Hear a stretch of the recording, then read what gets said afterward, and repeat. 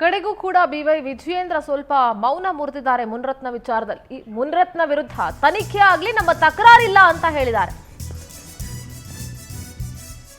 BJP ರಾಜ್ಯಾಧ್ಯಕ್ಷ B Y Vijayendra ಬೆಂಗಳೂರಿನಲ್ಲಿ ಮಾತನಾಡಿದ್ದಾರೆ. ಮುನ್ರತ್ನ ವಿರುದ್ಧ ತನಿಖೆ ಆಗಲಿ, ನಮ್ಮ ತಕರಾರಿಲ್ಲ. ಕಾಂಗ್ರೆಸ್ ನಾಯಕರು ಬಾಯಿಗೆ ಬಂದಂಗೆ ಮಾತಾಡ್ತಾರೆ.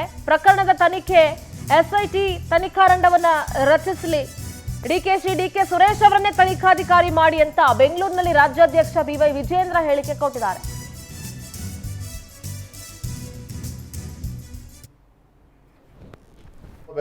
ಸೊ ಸರಿಯಾದ ರೀತಿಯಲ್ಲಿ ತನಿಖೆ ಕೂಡ ಆಗ್ಬೇಕಾಗತ್ತೆ.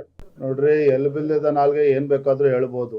ಒಂದು ನೇರವಾಗಿ ಸಂದರ್ಭ ಹೇಳೋದಕ್ಕೆ ಇಚ್ಛೆ ಪಡ್ತೇನೆ. ಮುನಿರತ್ನ ಎಪಿಸೋಡ್ ವಿಚಾರದಲ್ಲಿ ಒಂದ್ ಕಡೆ ಏನು ವಿಚಾರಗಳು ಬರ್ತಾ ಇದೆ ಇವತ್ತು, ಅದ್ರ ಬಗ್ಗೆ ಸೂಕ್ತವಾಗಿರ್ತಕ್ಕಂಥ ತನಿಖೆ ಆಗ್ಬೇಕು. ಅದ್ರ ಬಗ್ಗೆ ನಮ್ದೇನ್ ತಕರಾರಿಲ್ಲ. ಇವೆಲ್ಲವೂ ಕೂಡ FIR ರಿಜಿಸ್ಟರ್ ಆಗ್ತಾ ಇರ್ತಕ್ಕಂಥದ್ದು 2020 ಘಟನೆ ಆಗಿದೆ ಅಂತ ಹೇಳ್ತಾರೆ. ಈಗ ಯಾಕೆ 2024 ಹೊರ ಬರ್ತಾ ಇದೆ? ಇದರ ಎಲ್ಲದರ ಹಿಂದೆ ಯಾರು ಇದ್ದಾರೆ, ಸತ್ಯಾಸತ್ಯತೆ ಏನು ಅಂತ ಹೇಳಿ ಇನ್ನೂ ಕೂಡ ಅರ್ಥ ಮಾಡ್ಕೋಬೇಕಾಗಿದೆ. ಸೊ ಸರಿಯಾದ ರೀತಿಯಲ್ಲಿ ತನಿಖೆ ಕೂಡ ಆಗ್ಬೇಕಾಗತ್ತೆ. ಒಂದೇ ಮಾತಿನಲ್ಲಿ ಹೇಳ್ಬೇಕು ಅಂದ್ರೆ, ಎಲ್ಲ ಒಂದ್ ಕಡೆ ಲೋಕಸಭಾ ಚುನಾವಣೆಯ ಸೋಲು ಕೂಡ, ಕಳೆದ ಲೋಕಸಭಾ ಚುನಾವಣೆಯಲ್ಲಿ ಬೆಂಗಳೂರು ಗ್ರಾಮಾಂತರದಲ್ಲಿ ಏನು ಸೋಲು ಉಂಡಿದ್ದಾರೆ ಕಾಂಗ್ರೆಸ್ ಪಕ್ಷದವರು, ಅದರ ಪ್ರಭಾವನೂ ಕೂಡ ಎಷ್ಟಿದೆ. ಯಾಕಂದ್ರೆ ಹತಾಶರಾಗಿದ್ರು ರಾಜ್ಯದ ಉಪಮುಖ್ಯಮಂತ್ರಿಗಳು ಇರ್ಬೋದು, ಅಲ್ಲಿನ ಕಾಂಗ್ರೆಸ್ನ ಅಭ್ಯರ್ಥಿ.